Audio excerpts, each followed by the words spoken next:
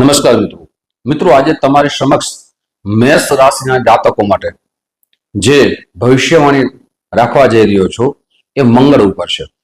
મેષ રાશિના સ્વામી જ મંગળ છે. મંગળ 21 જૂનથી 2 ઓગસ્ટ સુધી વૃષભ રાશિમાં રહેશે, બીજા ભાવમાં રહેશે. તો મંગળ મેષ રાશિના જાતકો માટે શું લાભ કરશે, શું સાવધાની રાખવી અને શું ઉપાય કરવા, સંપૂર્ણ વિસ્તાર આજે તમારી સમક્ષ હું રાખવા જઈ રહ્યો છું. જો તમારી મેષ રાશિ હોય તો આ વિડીયો સંપૂર્ણ તે જરૂર સાંભળજો. આપ સંપૂર્ણ તે જરૂર સાંભળશો તો નુકસાનથી અવશ્ય બચી જશો, કેમ કે સાવધાનીથી હંમેશા બચી શકાય છે અને લાભ થવાના છે તે આપણા જીવનમાં લાભપ્રદ બની શકશે. સૌથી પહેલા મંગળને સમજીએ. મંગળ છે એ કેના કારક છે?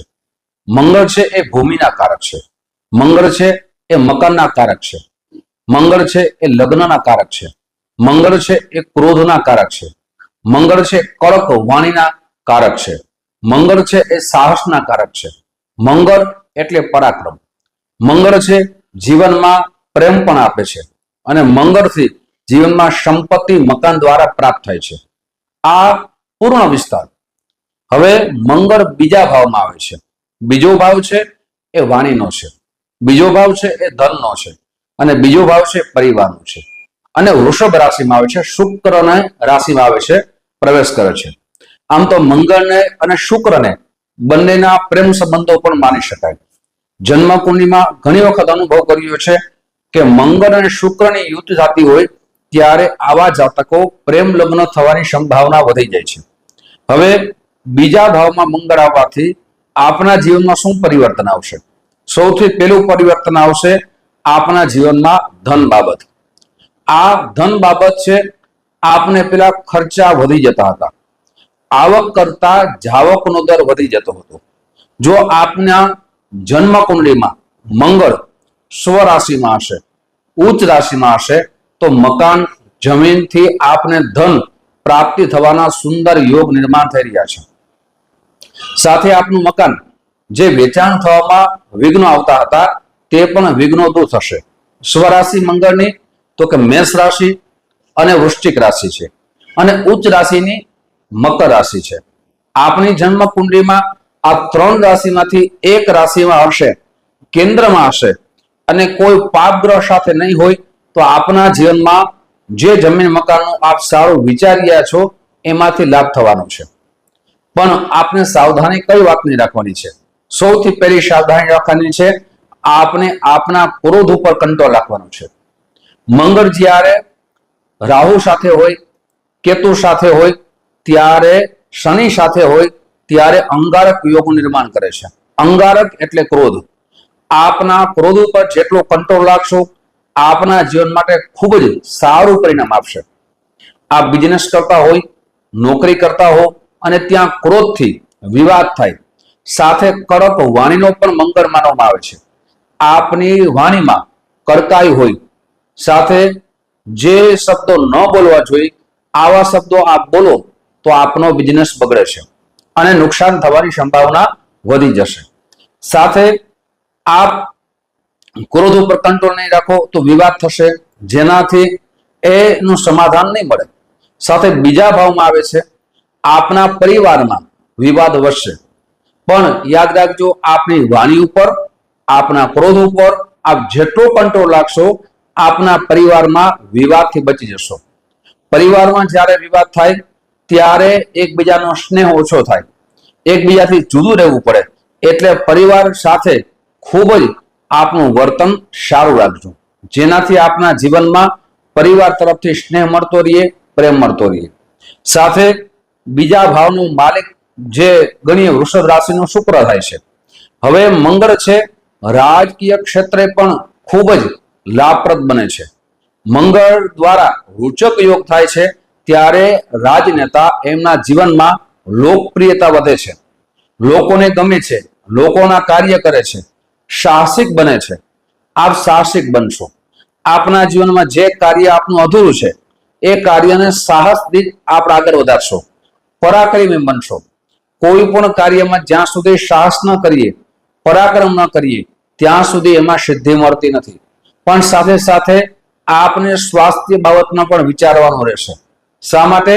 તો કે આપના ખાવામાં, રહેવામાં આપ ધ્યાન નહીં આપો તો આપનું સ્વાસ્થ્ય પણ બગડશે. તે બાબતમાં ખાસ કાળજી રાખશો. સાથે ખેલકૂદ કરતા જે વિદ્યાર્થીઓ છે અથવા અન્ય વ્યક્તિઓ છે તેના માટે સારો સમય છે. ઉત્સાહનો ગ્રહ પણ મંગળને માનવામાં આવે છે. તો આપના જીવનમાં ખેલકૂદમાં જે આગળ વધવા માંગો છો તેના માટે ખૂબ સારો સમય છે. આપને તે દ્વારા સારા પદની પ્રાપ્તિ થશે અથવા એમ કહેશે સારા મેડલની પ્રાપ્તિ થશે. તમારા માટે સારો સમય છે. મિત્રો, સાવધાની વાત કરી, શું લાભ થવાનું છે એની ચર્ચા કરી. હવે ઉપાયની ચર્ચા કરીએ કે આપણે કયા ઉપાય કરવા જોઈએ.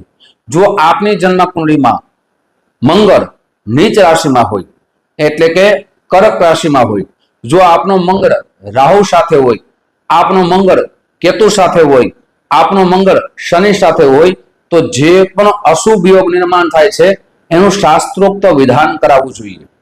ઘણી વખત આપણે શાસ્ત્રોક્ત વિધાન નથી કરાવતા તો એનું પરિણામ સારું આવતું નથી. ઘણા બધા અમને પ્રશ્ન કરે છે, ઘણા બધાના કોલ આવે છે કે શાસ્ત્રીજી અમે ઘણી જગ્યાએ કુંડળી બતાવી છે, તો કુંડળી બતાવવાથી કોઈ પરિણામ નથી આવતું. કુંડળીમાં જે શાસ્ત્રોક્ત વિધાન લખ્યા હોય વિધાન કરવાથી જ પરિણામ આવે છે. હવે ઉપાય જ ન કરીએ, કોઈ પણ વ્યક્તિ બીમાર હોય એ બીમારીની દવા ન લે ત્યાં સુધી સાજા થતા નથી. ડોક્ટર પાસે જવાથી સાજા ન થવાય કે જ્યોતિષ પાસે જવાથી કુંડળીમાં કઈ ફેર નથી પડતો, પણ જે શાસ્ત્રોક્ત ઉપાય બતાવે એનું શાસ્ત્ર પ્રમાણે વિધાન કરવાથી જીવનમાં અસર કરે છે. હવે આપણી જન્મ કુંડળી બતાવી, રાશિ પ્રમાણે મંગળનું રત્ન એટલે કે મૂંગા આપ ધારણ કરી શકો છો, પણ રત્ન ધારણ કરતી વખતે પણ ખૂબ સાવધાની રાખવી જોઈએ.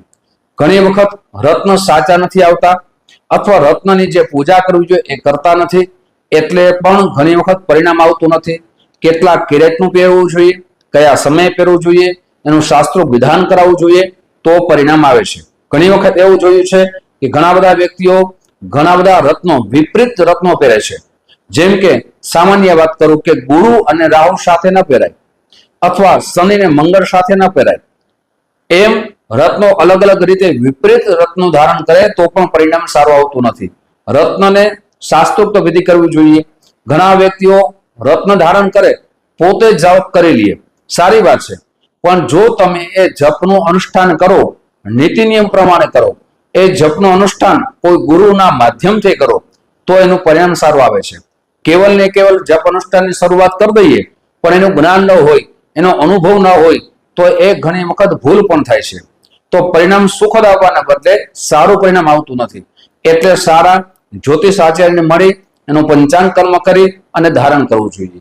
સાથે આપની રાશિ પ્રમાણે આપના ઈષ્ટદેવ હનુમાનજી મહારાજ થાય છે, હનુમાનજી મહારાજને ઉપાસના કરો, હનુમાન ચાલીસાના પાઠ કરો.